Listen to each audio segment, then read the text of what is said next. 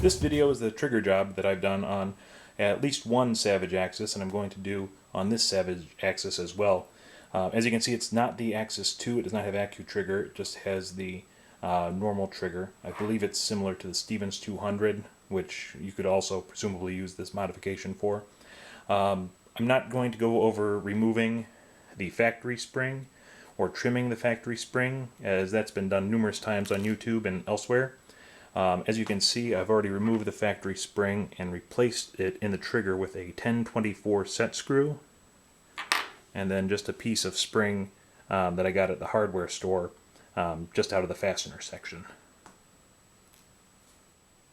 So this project is going to be a little more complex, or at least a little more in-depth than the usual trigger mods for a Savage axis.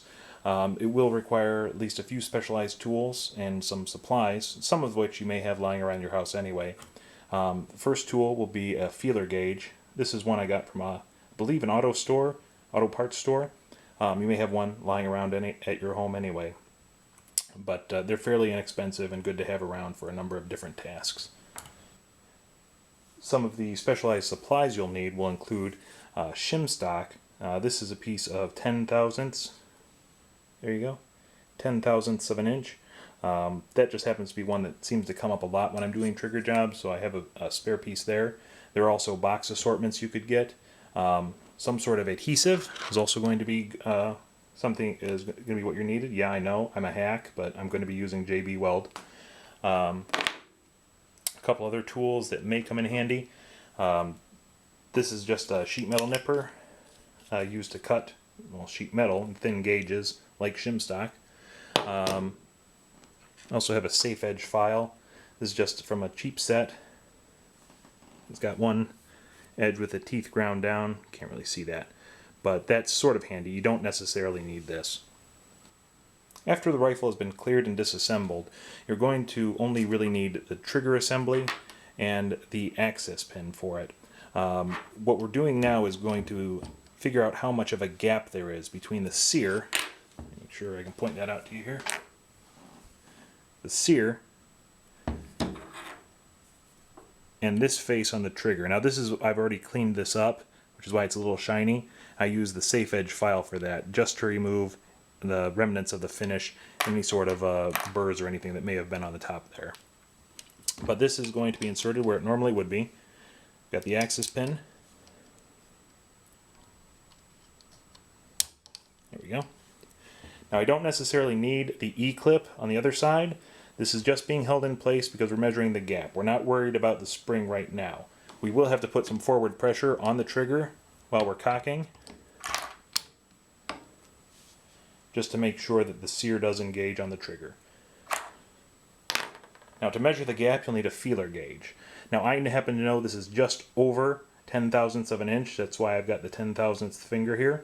But if you don't know, start with a fairly low number and barely squeeze the trigger. You can actually squeeze from back here and give yourself a little more control. And see what piece of steel will fit under there before it snaps. I don't know if you can see, but the steel is between the sear and the trigger has not been, or the sear has not been released. Now if I move the trigger slightly, it breaks. This is obviously very dangerous, and where you want to start bump testing to make sure that it's not going to jar loose under recoil, or not under recoil, but if dropped or jarred. That's typically done a little bit more easily when you have a small piece of shim stock. Here's one I prepared earlier.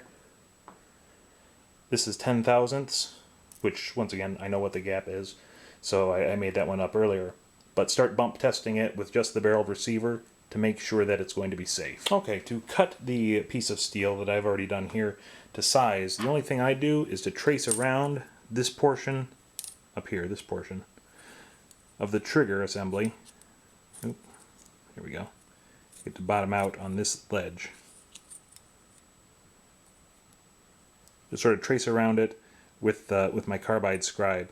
You can use die chem or even paint it up with a permanent marker to make it more visible. And then once I've got the outline, just start nipping away at it. The nippers are actually fairly easy to use. and cut through the steel very cleanly without leaving much of a burr. Once it is cut, you do want to just barely remove the burr edge. If you've got a fine piece of sandpaper and lay it on a flat surface, that's probably the easiest way. Before I get to gluing, another common complaint that I've noticed that came up a lot with the Savage Axis trigger, and was very apparent on mine, was side-to-side wobble of the trigger. Now, this, all you really need is the trigger and the trigger housing here. And it's using the same tool as before, the feeler gauge, to feel what the gap is between the trigger itself and this trigger housing. And on mine it's about 25 thousandths of an inch. What I've done in the past has just been to use a piece of shim stock that I've punched into a washer shape, and that's just a 5/32 hole on the inside, and I can't remember what the outside is, maybe 3/8 or somewhere near there. The outside just as long as it fits. The inside is the one that has to be larger than the axis pin. You can see here. There we go. There are a number of ways to make the washer. The way I used, where is it? Or the machine I used was this, just a hand punch, where you can change the die size, and that works really well. And then yeah, they're just washers and take up space so that it doesn't wobble so much. But now we'll get to the actual adhesive part of the trigger job. Before I begin gluing, I'd like to say a few words about my choice to use JB Weld as opposed to, say, soldering or welding, neither of which I'm really capable of doing. I know JB Weld's not popular. As I said, it identifies me as a hack. But in this case it seems appropriate. We're just gluing a shim onto a piece of metal, and it's going to be held in place anyway by the sear for most of its life. Only when the trigger is actually fully depressed is the sear going to be off this shim. So really the glue is just holding it in place to keep it from sliding around. We're not relying on the adhesive strength of the glue for anything other than that. It's a very light piece of metal. It's steel, obviously, but it's very thin. And because the surface area is so large, the joint itself is going to be large. And that, I think, gives it enough strength. And I've used this or a similar technique on a number of other rifles, and they're all holding up just fine. So here we go, we're going to start to mix. Oop.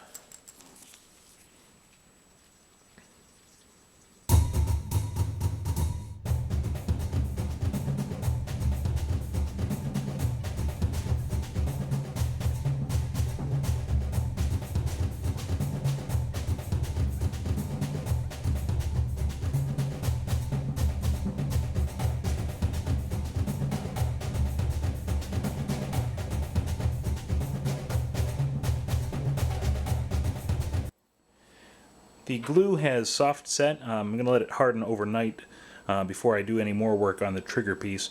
But in the meantime, while it's still soft, there's a little bit of glue oozing out from underneath that I can scrape off with a utility knife.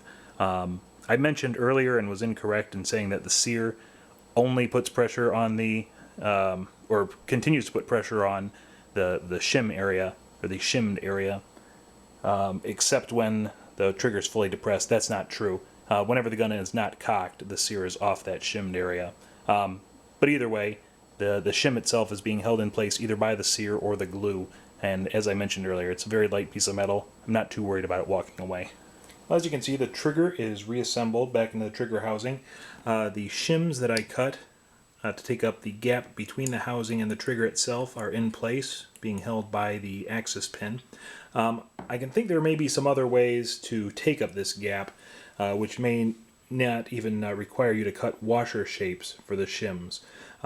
Whether the shim material can be attached directly to either the trigger or the trigger housing using an epoxy or some other adhesive is yet to be seen. I'd like to know if anyone else has experience in doing something like that.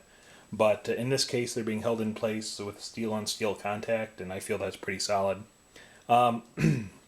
This shim, taking up the gap between the sear and the trigger, I forgot to mention something, and I left it in what could be a potentially unsafe scenario or setup, and that is I did not leave or did not account for the thickness of the epoxy. So what I was left with was a trigger that was not bump safe. Now, fortunately, because it's just epoxied into place, All I needed was a utility knife, and I was able to scrape off the old shim and replace it with the correct shim thickness. It's better to undershoot than overshoot when you're compensating for this gap, because if you'll notice the lever proportions here, every thousandth of an inch you remove from this gap is about 1.5 thousandth that you remove from the actual trigger pull length, or the amount of creep. So even if I just halved it, and if it was a 10,000th gap and I brought it down to 5,000th, I would expect a reduction of 7.5 thousandths of creep. And one other thing I did to bolster the bump protection was I installed a slightly heavier spring. The other one I had was fairly flimsy. It's not as stout as the stock spring. So it's currently in a safe configuration. I was able to bump it along all the axes, and it's still safe. And safety is the #1 priority on a project like this. As I said, it's better to undershoot filling this gap than overshoot. One of the great things about using a shim that's been epoxied in place is that if it fails, it's going to fail in such a way that you're left with a safe, functional, albeit creepy trigger. Also, you want to make sure that the safety still works, and that the trigger pull is not so light that you're going to lose control of it. Mine is about, my spring scale here, oops, there we go.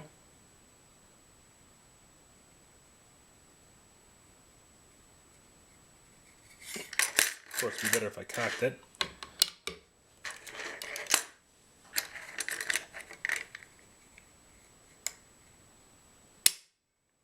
About 44 ounces. So it's just over 2.5 pounds, almost 3, which is just about perfect for any sort of gun that you're going to be taking out into the field. And as I said, bump safe in every direction, and the safety still works. Thank you very much for watching this project. If you have any other questions, please let me know. As always, be safe with firearms, whether you're working on them or shooting them. Thank you very much.